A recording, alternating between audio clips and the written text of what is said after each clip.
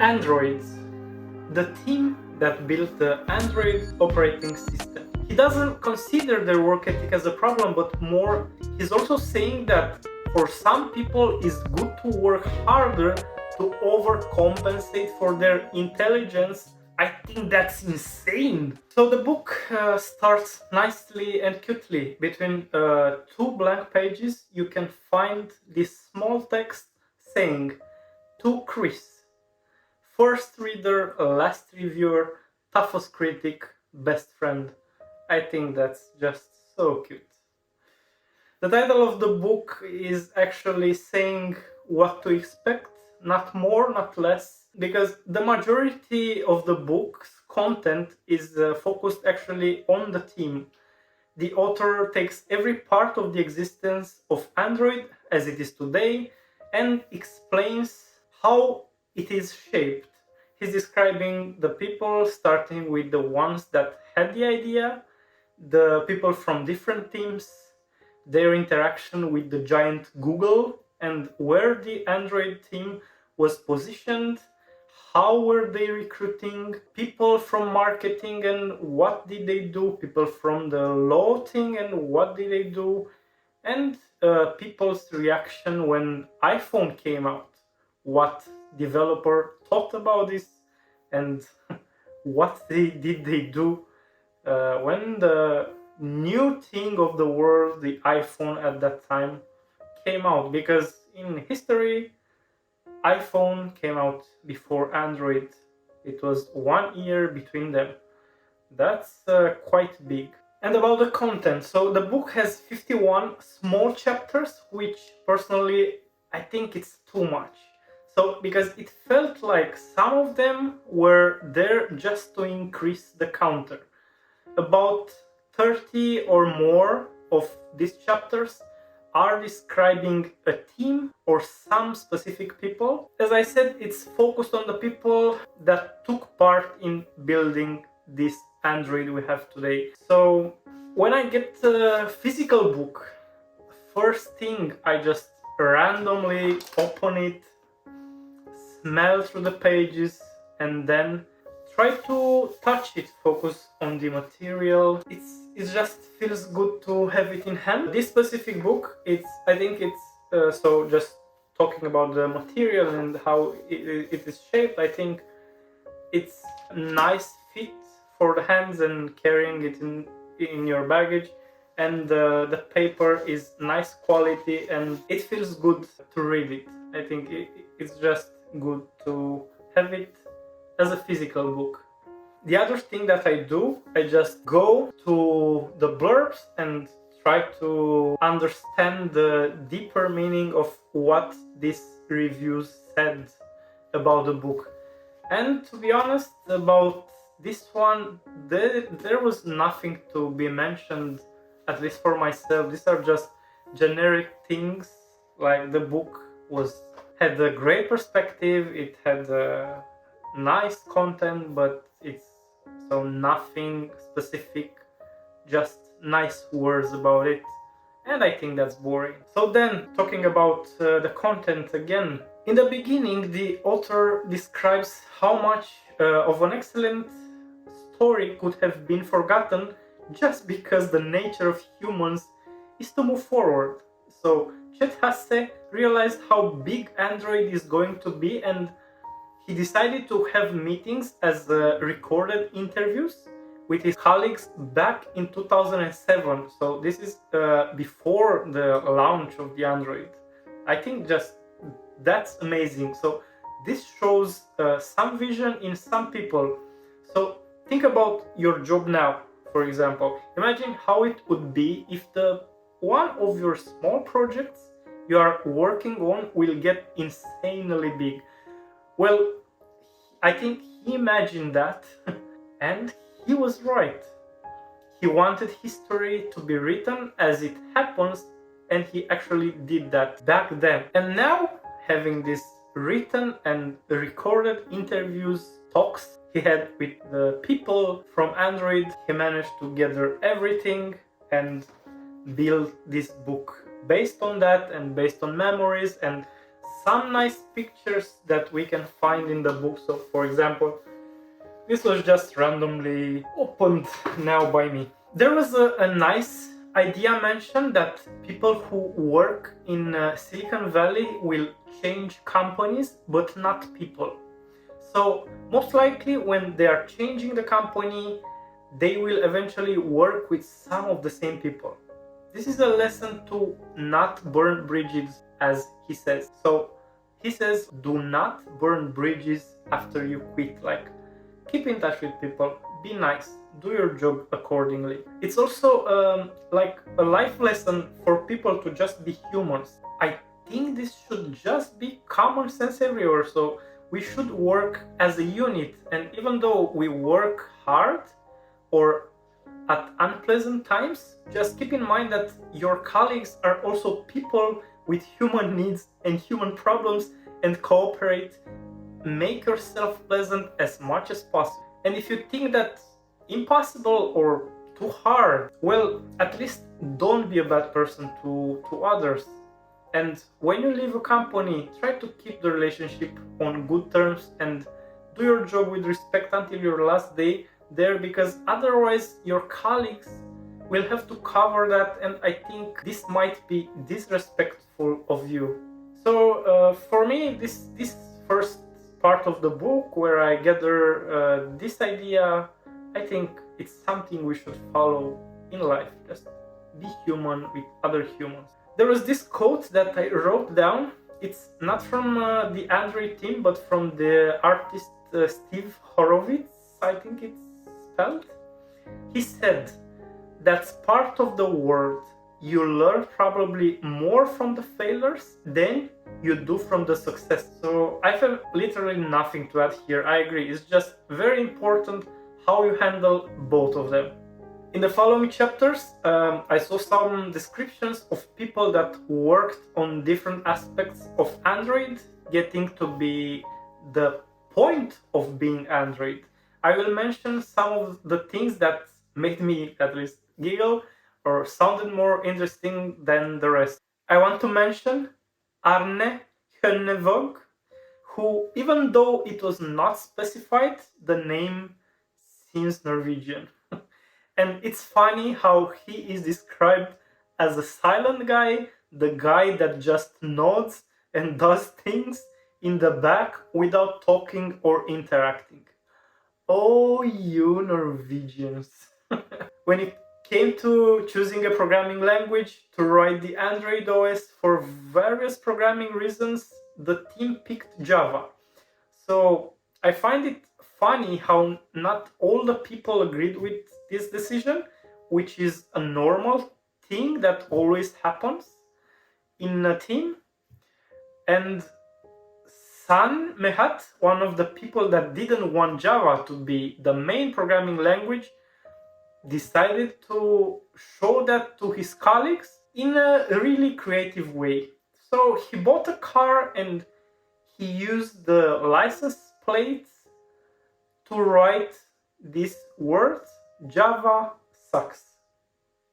That's creative. Joe Onorato, the person that was in charge of the Android platform, has a nice expression explaining his way into programming. He tells how his parents met at MIT, and for some that's maybe how it was written. Also for him to go into tech culture in life, having two nerds as parents. And he says about his parents that it was love at the first chat.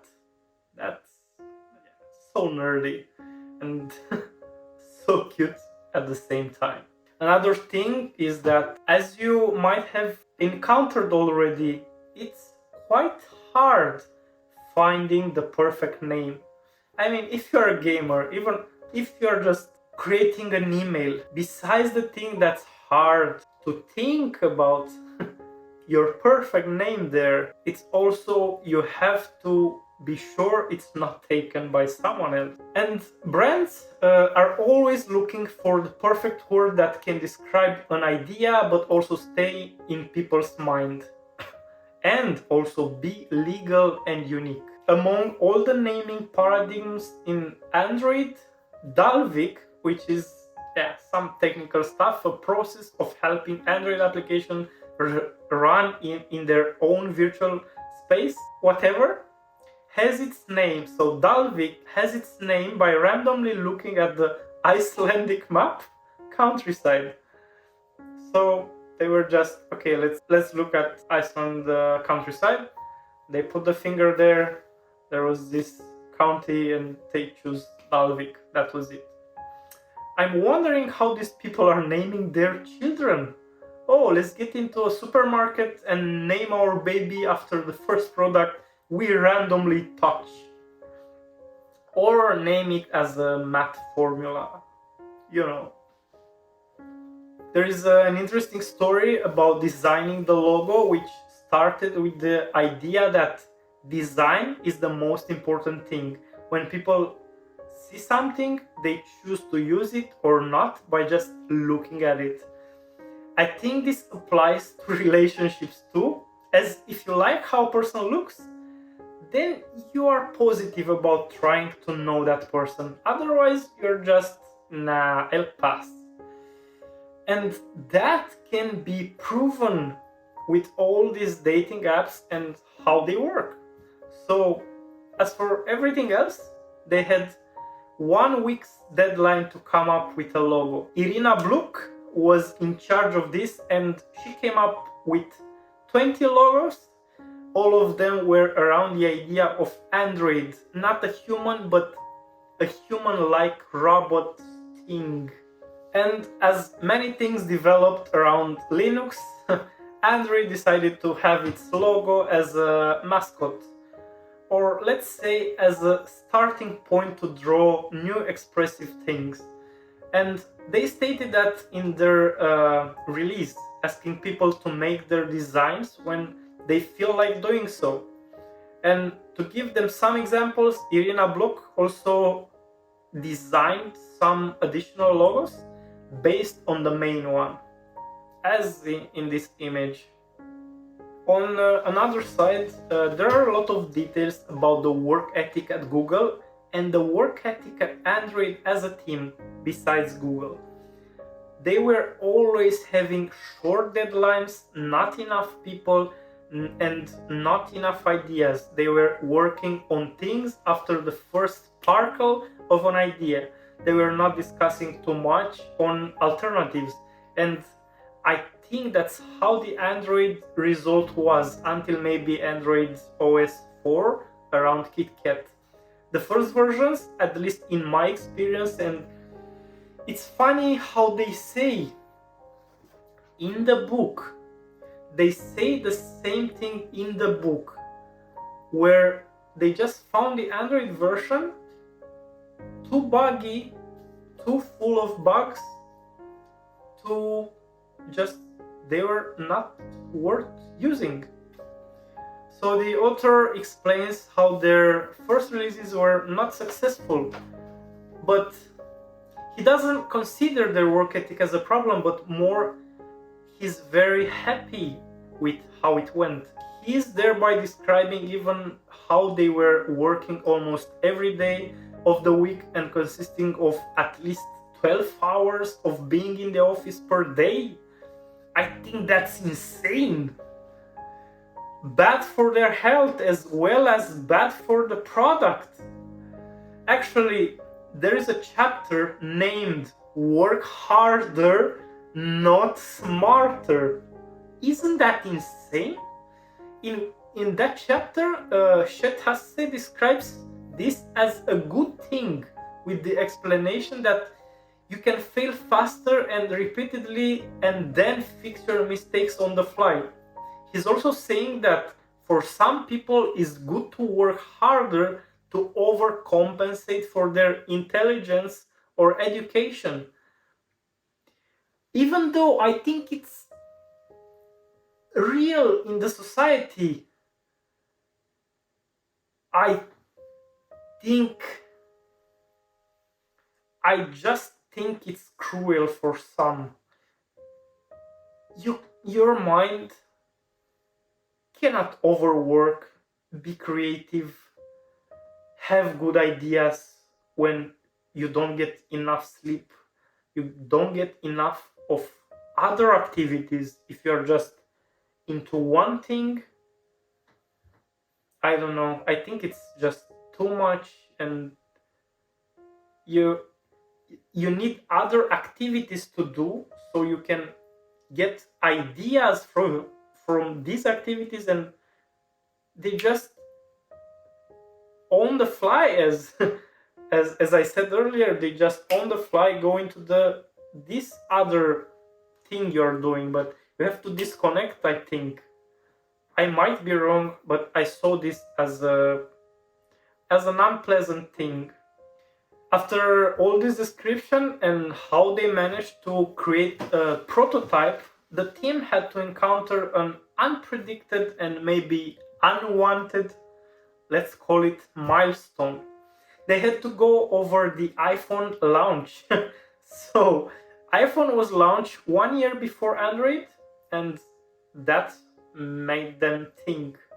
Their prototype had no touchscreen in mind, a different view of what the device should be capable of, and they started rebuilding stuff. They just got scared. They started adding touchscreen capabilities, and everything was yet again in a very big hurry. In a way, as it seemed like they put the bar higher up to reach what iPhone promised. I think they didn't reach that, but at least they managed to market the end product in a different way that made Android worldwide very popular.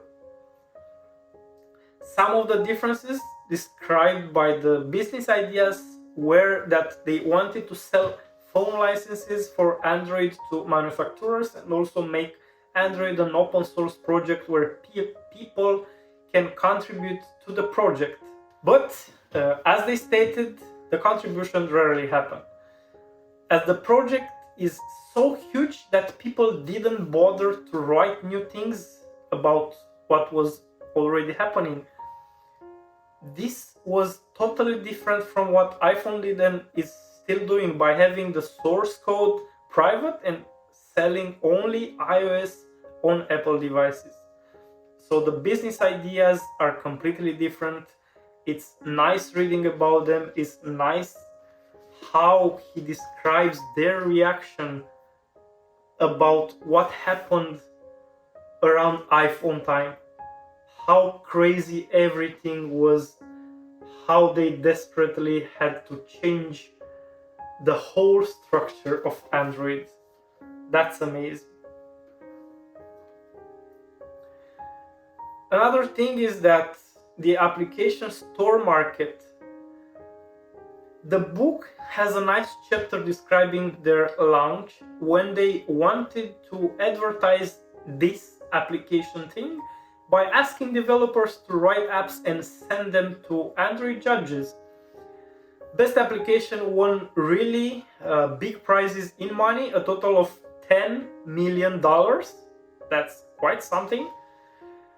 It's before this big inflation. I mean, there was inflation at that time, but 10 millions in before 2010, that's big.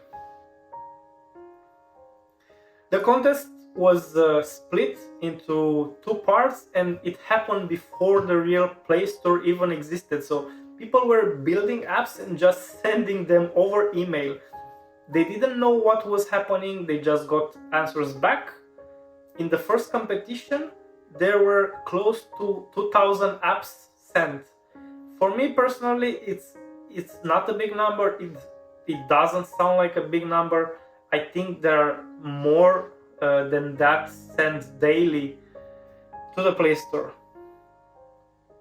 But the author says that it was better than what they imagined. So maybe if you set the bar low, you're happy. So in the device market, Android tried to build cooperation with many phone builders. When they finally managed to do the partnership with Samsung, which everyone knows when talking about phones, there is this biggest competition, iPhone versus Samsung. big manufacturers today that compete with them, but almost all the time it's about this too. And then everything made sense and the Android became successful. The devices were having good and stable hardware, so the OS can run well. I will add some conclusions as personal opinions about the book that are the following. I think the book is not something you want to read, so everything feels like it's a bit off. The structure, the writing, the quotes, the stories, the information is interesting in some cases, but the reading is not pleasant and it feels odd. After reading this book, now I understand better why Android was unstable. I had in the first years I had an Android phone and I saw the problems. It was just a result of an unstable idea, unstable team, unstable cooperation, unstable people, and the only stable thing was deadlines.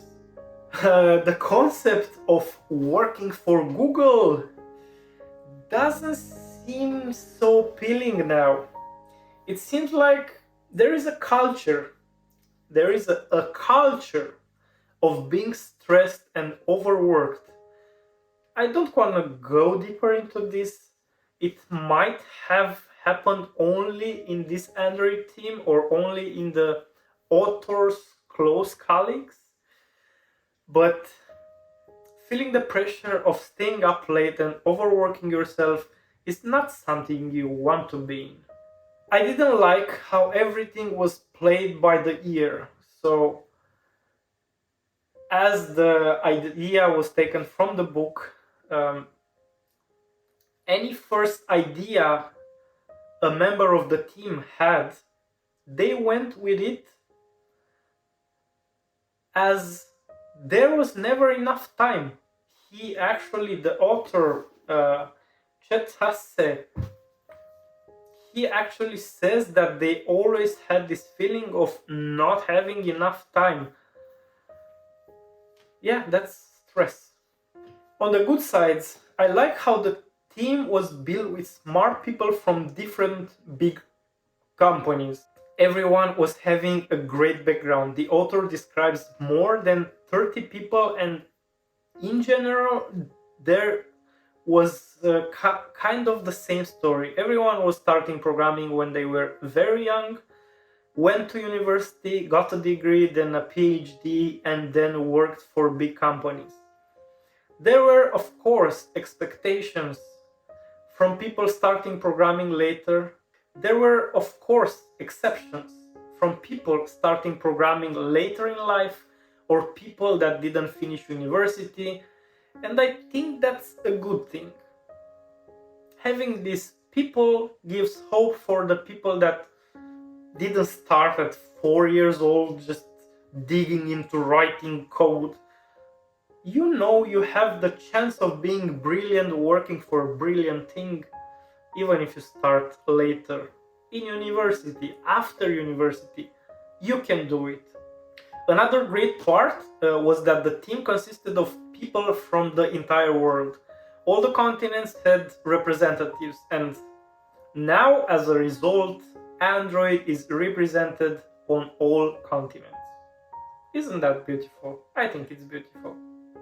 So if I have to rate the book, to give it some stars, I'll be honest and I will say that this book has 2 out of 5 stars from me. I don't recommend it. I think the story as a unit is nice, but if you can get like a summary, maybe from what I've said earlier, or just other more deep technical stuff from the book, from other people, it can be enough. But I don't recommend this book as a book you'd like to read.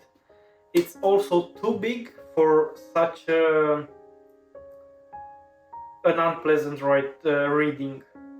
Other than that, the book is quite technical. There are, if you're not a programmer, a developer, an IT researcher, you're going to have some problems understanding stuff. Even though he has a lot of describing stuff here. So some of the pages are like this, half of the page with the text and the other half with explanations of the software, of the tech terms. So it's a bit technical. He tries to make it for everyone, but he doesn't succeed in that sense. So if you're not a tech person, it's even harder and more unpleasant maybe to read it.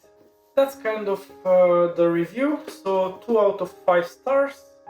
I don't recommend it, but if you did read it and if you're having some arguments of